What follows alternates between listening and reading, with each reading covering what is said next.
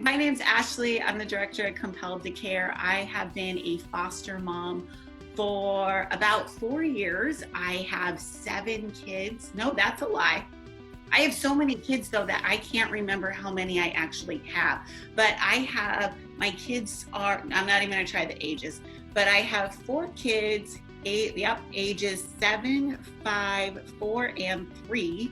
And been married to my husband for 12 years, and I do foster care. And this is my friend Nathan. Hi guys, I'm Nathan Lachine. I've been a foster parent for over 15 years, going on 16 years. That's amazing.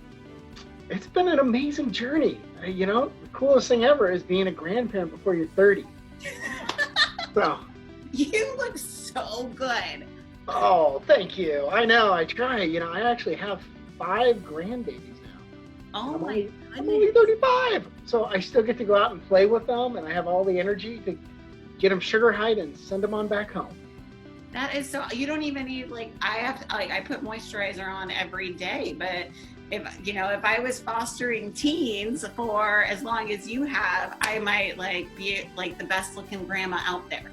I love the teens. They've been always kind of a soft part of my heart, and I just, it's amazing just how different it is working with the teens, because I can actually have conversations with them and really kind of deep dive into issues. And I enjoy that a lot more than working with, kind of the preteens or the little ones, because I know you like the little ones. I do. I like the babies, because, I don't like the diapers or the crying. So that's a lot of it. But I'm kind of in the little phase, little kid phase of life. So it just kind of makes sense for our family. I don't know. Those little ones are way scarier than my teens. Everybody's like, oh my God, the teens scare me. I'm like, the diapers, the formula, the sleepless nights, that all scares me. So what's the craziest thing, funniest thing you've experienced in all your years of doing foster care? You know what? That so had to have been my first kid. So I actually was one of the youngest foster parents. I started when I was 20 years old in what was called Pride training. So my birthday was July 14th. July 16th, I had my first kiddo. And he had actually gotten enrolled, he was 14, and enrolled into the same high school that I had graduated from 2 years prior. And on parent-teacher conferences, I'm walking, going to the classes, I feel like I'm really that parent. I've got my notes, I'm asking all the right questions, and I get to my math teacher. Yeah, I'm like, I'm going to show off what kind of great parent I am to my old school.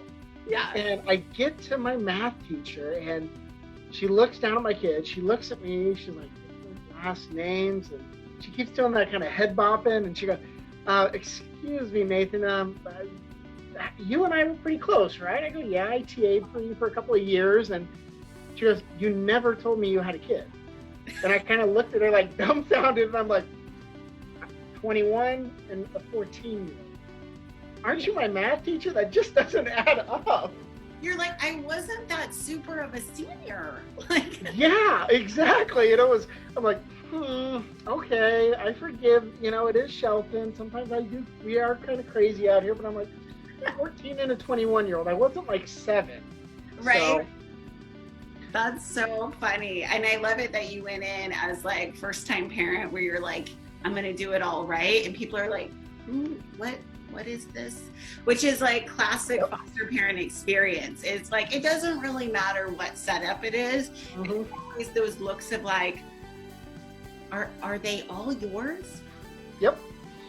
It very much. It's so funny because people really are like, okay, how did that and this and that one? How does this all work? And they're my kids.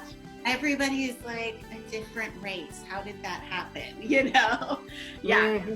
Mm-hmm. I've had a couple of that times where people are like, you have 3 kids with you. They're all above the age of 13. They all are different races. And how many girlfriends did you have? How many marriages? I'm like, oh, none. They're all my boys. You just let it stay there. Yeah, I have done that also, where I'm like, oh yeah, they're mine. and then I just leave it. And does it know? Like, it's awesome when that happens, like in grocery stores and kind of oddball places, and you kind of do that, like look behind you, and you see that look of just, how did that? I don't get that. Yeah, what's the story here? Why does this chick have so many kids? So my story in the grocery store was, so I was a new foster parent. My daughter, she had just switched from so with WIC, you're able, as you know, able to buy formula, and it's usually, that one's the easiest to buy because it's all the same. But then with WIC, once they turn 1, their WIC turns into buying all the food, like real food, like cheese and Cheerios and things like that. And so it's not, and it's way easier, but then it wasn't. And so I, like you, going into that parent conference, I was like, okay, first time foster parent. I have my list, and Oh, you did a list. I love it. Oh, I did, and I had it categorized, and I had my little book, and I was holding checks, and I had all 3 of my kids, who are all very, very close in age at that point. And in the same car stroller buggy thing, because we were at Safeway. And so, and my kids are trying to throw gummies in the basket, and I'm like, oh no, there is no room for error in this. Yeah. We are WIC shopping in the middle of the day. And so I love it. You have your list. You're like, no room for it. We have to get this, and this. Yeah, I can only get so many ounces of peanut butter.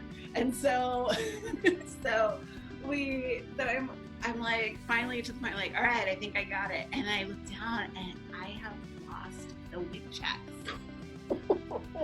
They're gone. And I'm just panicking, starting to get the sweats.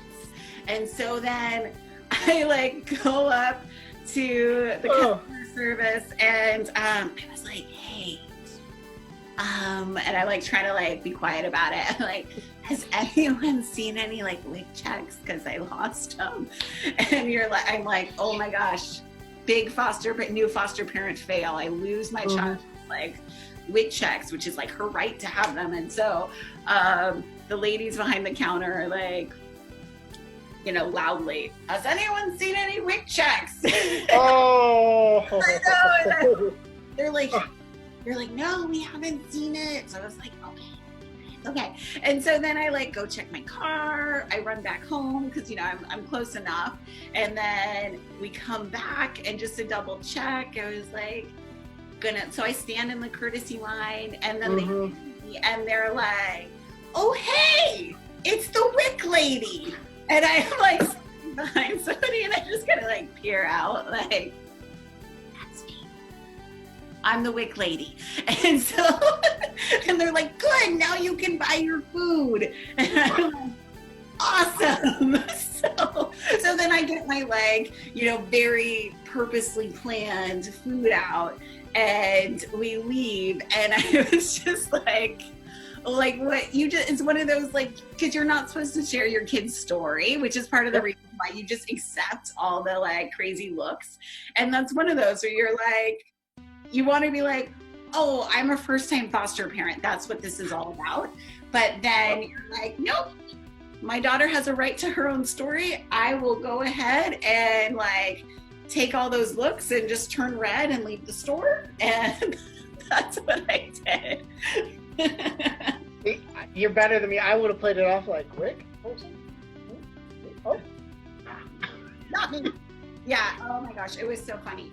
And so then I learned. I went to a different store, and I'd go at night without the kids, and I had the best checker, and he was great. He dressed all goth, and he had green hair, and he's he'd be like, oh, it's you. This looks like WIC in nature. He's let me just put your stuff down. We'll close down the lane. And he's I'm so excited. I'm glad you're here. You came to the right lane. And that was just the experience I needed. And I was oh, okay, this is my grocery store. I found my grocery store.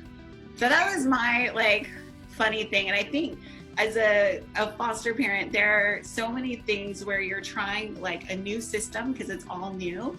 And I think the biggest thing is if you can laugh at yourself, because what else are you going to do?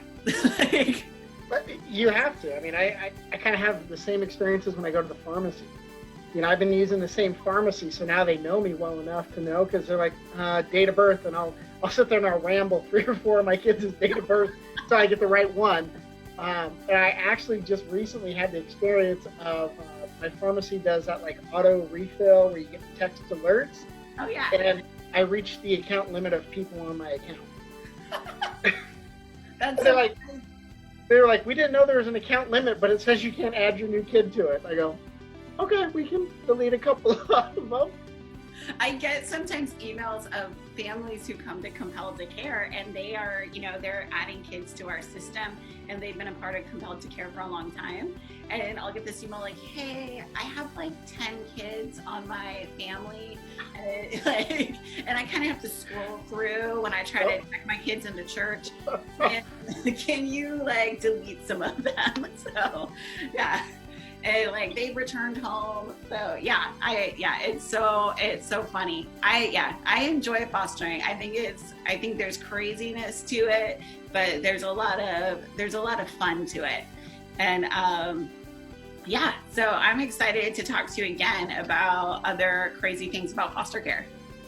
Oh, looking forward to it, because like you said, it's you know, when you look back and you just kind of have to laugh at yourself trying to register kids for school, getting the meds, getting weight checks, and forgetting date of birth. And then, you know, now you go, after a couple of years, you're like an all pro.